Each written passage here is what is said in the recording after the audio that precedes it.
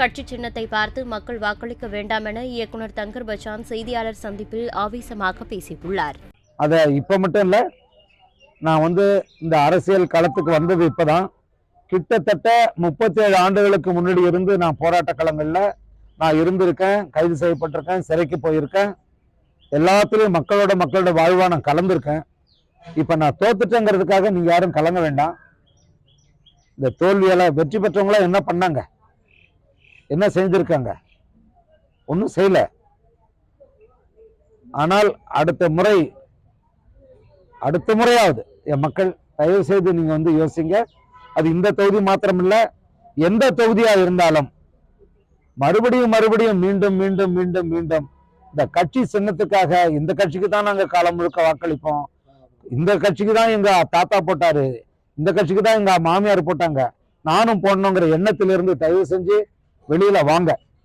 ஏன்னா போன முறை 40 பேர்ல 38 உறுப்பினர்கள் நாடாளுமன்றத்துக்கு போனாங்க திமுகவில். ஒரு எள்ளளவாவது இந்த மக்களுக்கு உதவி கிடைச்சதா?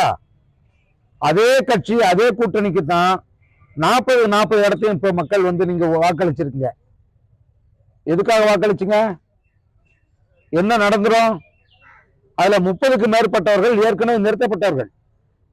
அவங்க உங்களை யாரும் சந்திச்சதில்லை, உங்களுடைய குறைகள் என்னன்னு கேட்டதில்லை, உங்களை மனிதர்களாவே மதிச்சதில்லை. ஆனாலும் அவங்களுக்கே நீங்க ஓட்டு போடுறீங்க. காரணம் அது உதயசூரியன் சின்னம். இதை வச்சேதான் அவங்க அது தொடர்ந்து அந்த பிழைப்பு நடந்துகிட்டே இருக்கு அரசியல்வாதிகளுக்கு. அதுக்கு அடுத்தது அதிமுகவுடைய கூட்டணி. அதிமுக கூட்டணிக்கு நீங்க 2வது இடத்தை கொடுத்தீங்க கடலூர் மாவட்டத்துல. அதிமுக கூட்டணி போன முறைக்கு முன்னாடி 39 எம்பிக்களை வச்சிருந்தாங்க. என்ன காரணத்துக்காக அவங்களுக்கு வாக்களிச்சுங்க? அவங்க என்ன பண்ணாங்க? நான் சார்ந்த பாட்டாளி மக்கள் கட்சி மத்திய அரசுல பங்கேற்று சுகாதார அமைச்சராகவும் தொடர்வண்டி அமைச்சராகவும் இன்னும் என்னங்க செய்யல.